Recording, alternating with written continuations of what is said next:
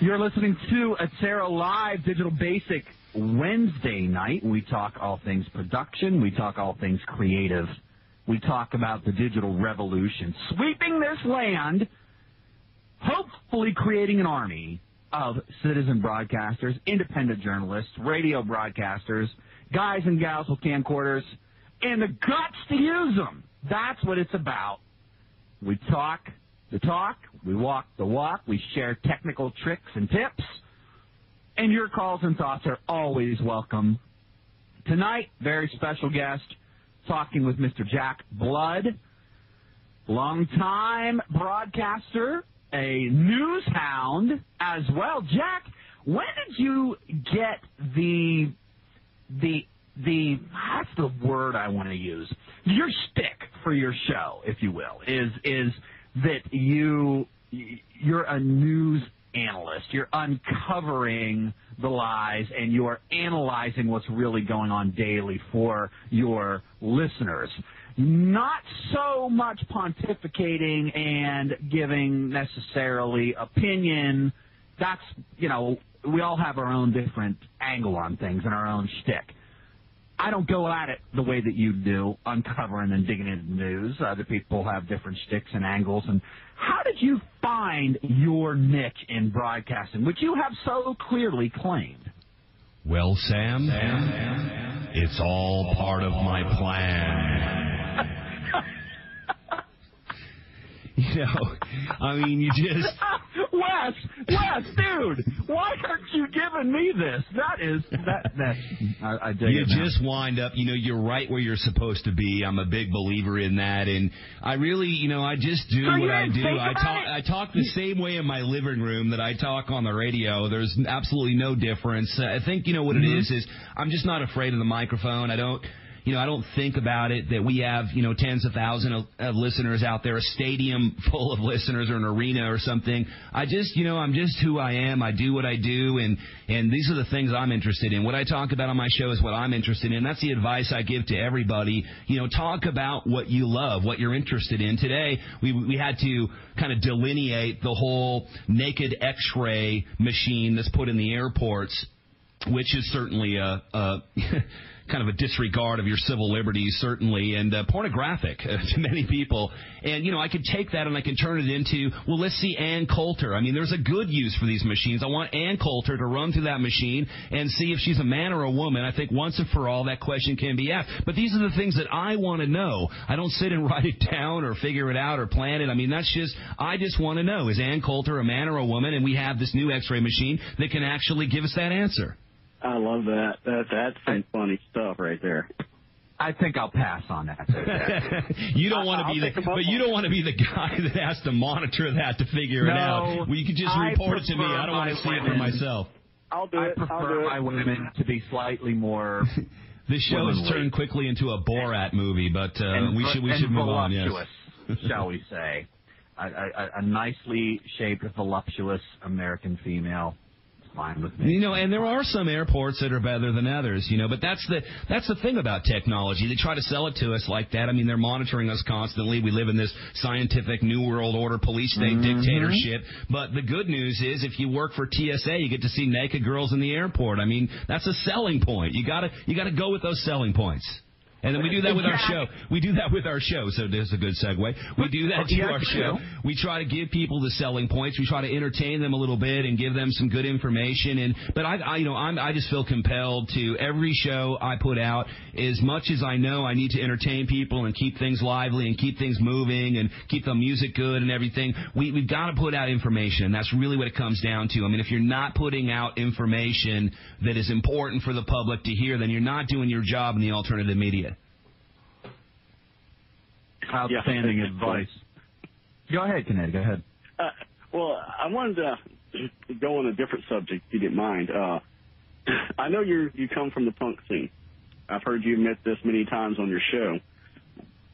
How do you feel about these new bands that are coming out? Like, for instance, Bad Religion is nothing new, but their stuff has gotten more political than it's ever been. And you've got Rage Against the Machine getting back together, who is more political than just about any other band in the world. I mean, do you think that there should be more people out there writing political songs and trying to revive what we used to have back in the late 80s before grunge came in? Or in this time, punk rock was developed because people were unsatisfied. This was, we used to call ourselves the Reagan youth. And, these are the times we lived in the world in those days. We felt like we were oppressed. We felt like we had, really nothing to look forward to. This is where the word angst, really came into play. And so society really, this is the big question, isn't it? Does life imitate art, or does art imitate life? And I don't know if I'm qualified to answer that. I've been a multimedia artist now for 20-some years. It's up in the air.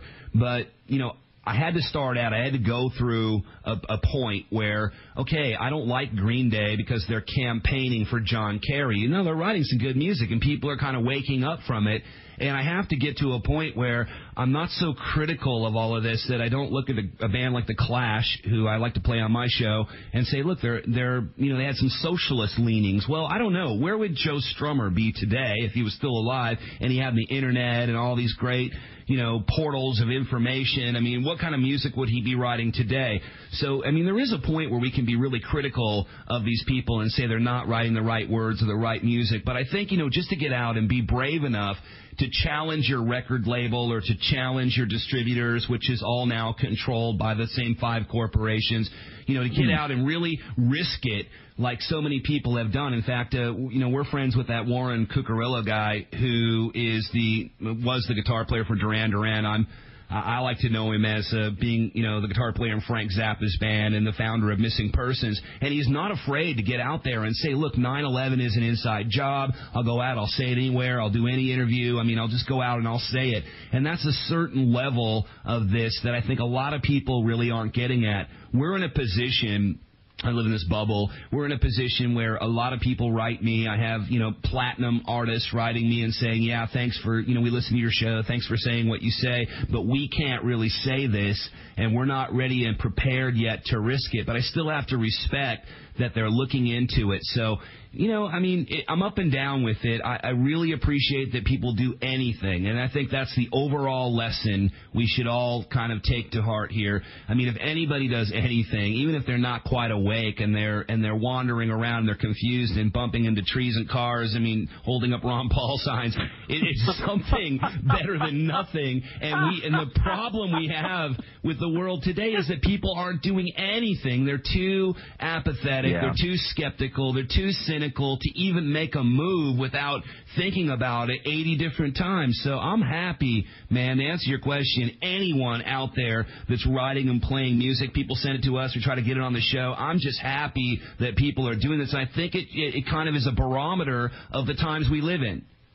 I'm glad you brought that point up. It's something that I preach about incessantly. And if anybody is going to join us in Tempe, Arizona for our conference out there, as I give my talk and lecture and seminar on these new technologies and getting you up and running as a citizen journalist and doing guerrilla journalism and capturing video and mixing audio and all that kind of fun stuff, that's the big point that I stress, Jack, which is do something. I work with, as a consultant, young people here in a multimedia lab at an information technology academy here, and it was interesting because I had one of the instructors had asked me to help this young person put a 3D video that they made in 3D Studio Max into Adobe Premiere to put some titles and some music over top of it. And it was interesting because one of the instructors that was in there that should have been able to give this kid this instruction a couple weeks ago basically refused to do so because she said to the kid, well, it wasn't good enough. I'll take my time and teach you to go to the next level when it's better, when it's good enough. And I'm sitting there looking at this 17-year-old kid saying, you know what, man? Is Pixar going to pay you $70,000 a year to do this? Hell no. All right? You got a lot to learn. But you're 17 years old. Imagine what you're going to be able to do when you're 21. Don't listen to people say that it's not good enough. You put it out there. You take your lumps like a man. You learn from the constructive criticism. You bask in the accolades when you receive them, and you humble yourself, and you learn from that as well. And you surround yourself with talented, motivated people that are going to lift you up. And you keep putting product out. And you keep doing it, and you get better, and you get better. And are you going to get a few baseball bats across the shins? Are you going to take a few punches in the head? Are you going to have your heart broken a few times? I can tell you, after 20 years in this business, more than a few times. And I still screw up every time that I turn around, and I've done it many times right here on the air. But you know what? That's what makes it beautiful, man. It's all part of the learning process. And it's really cool because, you know, in the digital world, you just hit Control-Z and it's all taken care of. All right, we're going to be back in a moment after this break with Mr. Jack Blood, your radio gun, sharing with us his thoughts on becoming the media. I'm going to talk about the new digital revolution, Jack, when we get back.